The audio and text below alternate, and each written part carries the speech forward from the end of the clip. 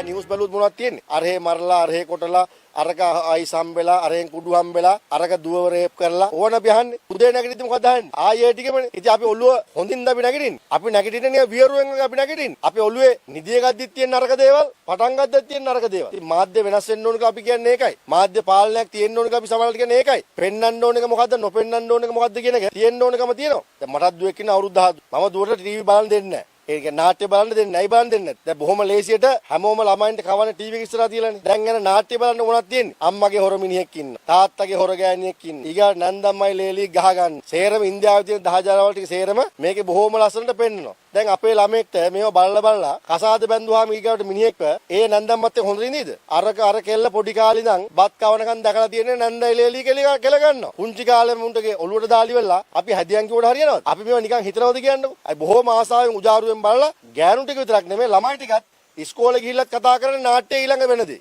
දැන් අපි ඉස්සෙල්ලාම අපේ ඔළුව සුද්ධ කරගන්න එපා. අපි කොච්චර වගා කරත් අපි කවදාවත් කියන අපිට හොඳ ආදායමක් ලැබුණා කියලා. අපි කියන්නේ නැහැ නේ. ඒ කොහාට හරි ගලපනවා පාඩු කෑල්ලක. පාඩු කෑල්ලට ගලපලා අපේ ඔළුවත් අපි සුද්ධ කරගන්නේ නැහැ නේ. අපේ ඔළුවත් අපි පාඩුයි කියලාමයි පටන් ගන්න. අල්ලපු කාට කියන්නේත් පාඩුයි. හැබැයි මම සමහර අයට කියන පාඩු නම් ගන්න නවත්තන්න. අපරාධනේ පාඩු කරගන්නේ. පාඩුවේ වගා කරන්න ඕනේ නැහැ. අපි එදා ඉඳන් පුරුදු වෙලා තියෙන මොකද? නෑ කියන දේමනේ කියන්නේ. නෑ කියන එකයි බෑ කියන එකයි තමයි අපි ඔළුවේම තියෙන්නේ අපි. දැන් බලන්න බුදුමාලා ගම්වල සමෘද්ධි තියෙන කට්ටිය ඉන්නව නේද? දැන් සමෘද්ධියයි පටන් ගත්තේ 1994. ඇයි පටන් ගත්තේ? දුප්පත්කම නැති කරන්න. දැන් මේ මොන අවුරුදුද? 2023. 2023යි 94යි ගත්තාම අවුරුදු 29ක් සමෘද්ධිය දැන් දෙනවා. යකෝ මේකට දියුණුලා තියෙන්නේ. දුප්පත් මිනිස්සු නැති වෙන්න එපා. අවුරුදු 29ක් සමෘද්ධිය දීලා, සමෘද්ධි කාඩ් එකක් දීලා, බැංකු ඉතුරුනුත් කරලා, සමෘද්ධි ව්‍යාපාරය අර ආධාරයක් දීලා, යකෝ දුප්පත් වෙුන් නැති වෙන්න එපා. එහෙම වෙලා තියෙනවද? අපතුමාලා ගංගල අපතුමාලා ගන්න හොඳ කට්ටිය ඉන්න වෙන්න පුළුවන්. සමෘද්ධියෙන් හැදිලා තියෙනවා. ත්‍රී වීල් එකකුත් ගත්තා. හැබැයි නමට රෙජිස්ටර් කරන්න. ඇයි ඒ? කාඩ් එක නැති වෙයි. 2500 3000 ගන්න.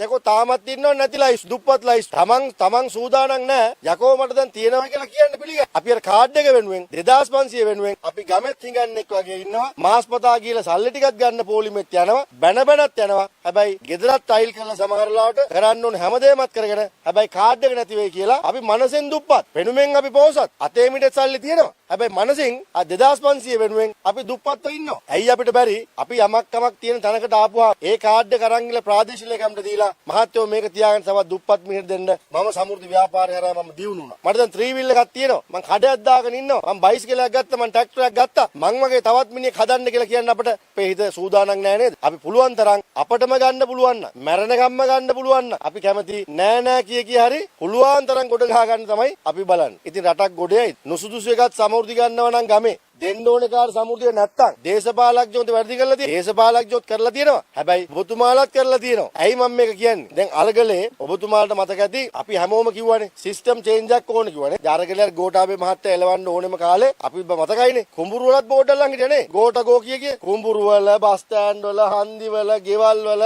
දකින එකා කියනවනේ දැන් එලවන්න හැදුවේ ගෝඨාව ඊළඟට ඒකේ තිබිච්ච අරමුණ මොකද්ද අපිට සිස්ටම් එකක් ගේන්න කියලා නේ අපි කිව්වේ දැන් මේ වගේ තියෙන වැරදි අපි නැති කරන්න එපා මේ ව්‍යාපෘතිය ගන්න 2015 මම කෘෂිකර්ම ඇමති කාලේ තමයි සාකච්ඡා කරන්නේ 2017 ඊළඟට වෙන ඇමති කෙනෙක් එයා සාකච්ඡා කරා 2019 පටන් ගන්නවා 2023 බඩු බෙදනවා 2019 ඉඳන් ගත්තත් අවුරුදු 4ක් ඇට ටිකයි බිම් සකස් කරන මුදල් ටිකයි ප්‍රේ යන්ත්‍රයයි මේකයි සේරම එකට දුන්නා නම් ඒකන් ඉඳන් මම ආදායමක් ගන්නවා මේක මේ දිග ඇදලා දෙන්න ඕනේ එහෙනම් මේකෙත් වැරද්ද කාගේද මේ රාජ්‍ය පරිපාලනයේ වැරද්දක් තියෙනවා ව්‍යාපෘතියක් ආපුවා මේ ව්‍යාපෘතිය හරි වෙලාවට දුන්නොත් තමයි ප්‍රයෝජන ගන්න පුළුවන්කම තින්නේ අර බුදුමාලා කියන්නේ පෝර ටික නිකන් දුන්න කරන්නේ නැහැ නේ වෙලාවට දෙන්න නැතුව කන්නේ ගහන්න ඕන ලාවට දෙන්න නැතුව කන්න පහුවලා දුන්නා කියලා අතපේද ගන්න බෑනේ ඒව තමයි එහෙනම් අපි කිව්වේ මොකද මෙන්න මේ වෙනස නේද අපි කිව්වේ මේක වෙනස් වෙන්න ඕනේ හැබැයි සමහරු හිතුවා පාර්ලිමේන්තුවේ 225න් වෙලා අලුත් 225ක් වාඩි වෙන එක තමයි අරගලය කියලා හැබැයි අරගලේ තියෙන්නේ මොකද්ද අරගලේ කිව්වේ අපේ වැරදිත් සියල්ලම අපි නිවැරදි කරන්න ඕන කියන කාරණේ දැන් ඔබතුමාලා දන්නවා දැන් අපේ අධ්‍යාපන නිදහස්ද ටියුෂන් නැවන්න නැතුව ළමෙක් පාස් කරගන්න පුළුවන්ද පහේ ශිෂ්‍යත්වර ක්ලාස් එකේ මිස්ගේ පන්තියට යවන්න නැත්නම් ළමයාට ඉස්කෝලේ යන්න පුළුවන්ද? මම මේ කියන්නේ හැමෝම නෙමෙයි.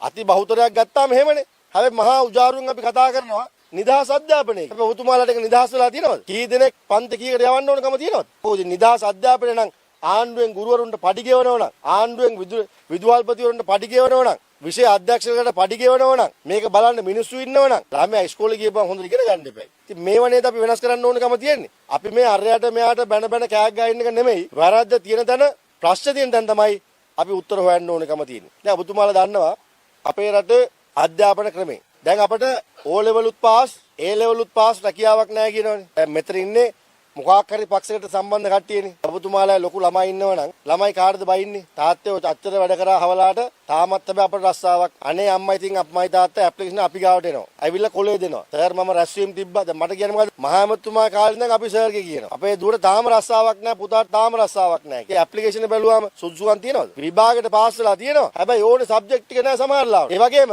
අපට කොහෙද කියලා තියෙන්නේ රැකියාවකට සුදුසුෙක් වෙන්න කියලා. අපේ අධ්‍යාපන ක්‍රමේ අපි කකුල් දෙක වතුර දාගෙන රෑ නිදි මරාගෙන පාස් පේපර්ස් ටික අරගෙන ප්‍රශ්න වලට උත්තර හෙව්වා මිසක් අපි කවුරුත් රැකියාවට සුදුසුෙක් වෙලා තියෙනවද? දැන් නිකන් හිතන්න අපේ මේසන් බාසුන්න කෙනෙක් ඉන්නවා කියන්නේ. දැන් අපේ උපාධාරියෙක් ඉන්නවා මේ කාර්යාලේ. දැන් රස්සාව නැති වෙලා ගෙදර ගමට යනවා. එයා උපාධාරියෙක්. මේසන් බාස් ගාවට ගියාට උපාධිය පයිසෙට ගණන් ගන්නවා. මේසන් බාස් මොකද කියන්නේ? කොල්ල වැලියෙක් ගෙනන් සිමෙන්ති ටික ගෙනන් සිමෙන්ති යනපන් කියලා කියන්නේ. ඊට පස්සේ මේසන් හන්දයි මට්ටන් ලෑල්ලයි හොඳට අතර හුරුුණාම කියයි මං තේකක් බොන ගමන් ඔබ ගලක් බැඳපන් කියලා. ඒක හරියට බැන්දොත් තමයි තව ටික කාලෙකින් පාස් වෙන්න පුළුවන්. දැන් අපි මොකද කරන්නේ? අපි ළමයාව ඉස්කෝලේ යවල ඉවර වෙලා අපි කියනවා ඕ ලෙවල් වල රස්සාවක් දියන් ඒ ලෙවල් වල රස්සාවක් දියන් කියනවා. මොනවද එයා දන්නේ? අර තියෙන අධ්‍යාපනය ටික විතරයි දන්නේ. හැබැයි අපේ ඉදරින් කිව්වද අම්මා තාත්තා අපිට පුතේ උඹ ඉගෙන ගන්න ගමන් මොකක් හරි රස්සාවක සුදුසුකමක් හදාගන්න කියලා කිව්වද? අම්මා තාත්තා කිව්වෙත් නෑ, ඉස්කෝලෙන් කිව්වෙත් නෑ, සමාජයෙන් කිව්වෙත් නෑ. අපි කරේ විභාගෙ පස්සේ යන එක විතරයි. ඒකනේ දඩ අපිට වෙලා තියෙන්නේ. විභාගෙ පස්සේ ගියත් ඕනේ සබ්ජෙක්ට් ටිකත් අපි ඒ ටික අපි පාස් වෙලත් නෑ. ඉතින් මේවා තමයි අපි සිස්ටම් චේන්ජ් කියලා කිව්වේ. මෙන්න මේ වෙනස මේ රටේ ඇති වෙන්න ඕන. වෙනස ඇති වුණොත් තමයි අපට දියුණු වෙන්න පුළුවන්කම තියෙන්නේ. දබතුමාලා දන්නවා දේශපාලනික වශයෙන් අපි ඉස්සර රැස්වීමට ගියාම මොනවද කියන්නේ? තව දේශපාලඥයෙක්ට බණි අරුවට වඩා මම හොඳයි කියයි. අපි කල්ලි හැදුවගෙන කරේ අපි මෙච්චර කාලයක්. දැන් මම ශ්‍රී ලංකාව නිසා මම බඩු බෙදන්නේ ශ්‍රී ලංකාකාරයෝ. මම කතා කරන්නේ ශ්‍රී ලංකාකාරයෝ. මම හැමෝම ගන්නන්නේ ශ්‍රී ලංකාකාරයෝ ටි. හැබැයි එහෙම වුණාම මොකද වෙන්නේ? අපි කණ්ඩායම හැදුවා මිසක් අපි මිනිස්සුන්ගේ ඔළුව වලට කතා කරලා තියෙනවද? අපි අපේ වරුණාව කියා ගන්නවා. ඇයි අපිත් එක්ක ඉන්න ඕනේ කියලා කියනවා. හැබැයි මිනිස්සුන්ගේ ඔළුවට අපි දීලා නැහැ. රටක් හදන්න නම් අපි වෙනස් වෙලා වෙනස්ව හිතලා අලුත් ගමනක් යන්න ඕනේ කියලා අපි කියලා නැහැ. කිසිම දේශපාලන පක්ෂයක් කියලා නැහැ. ඒගොල්ලෝ හැමෝම කරේ මොකද්ද? අරයට වඩා අපි හොඳයි කියලා කල්ලියක් හදාගත්තා, කණ්ඩායමක් හදාගත්තා. ඒ අරින්න මිනිස්සුන්ගේ ඔළුවට අපි විවෘතව කිව්වනම් ඔහොම නෙමෙයි හිතන්න ඕනේ මෙහෙමයි. මේක තමයි රට හදන්න ඕනේ ක්‍රමේ. අපේ වැරද්දත් අපි හදාගන්න ඕනේ පණිවිඩය අපි කිව්වනම් අපි සමහරවල් මීට වඩා වෙනස්ව ඉන්න පුළුවන්.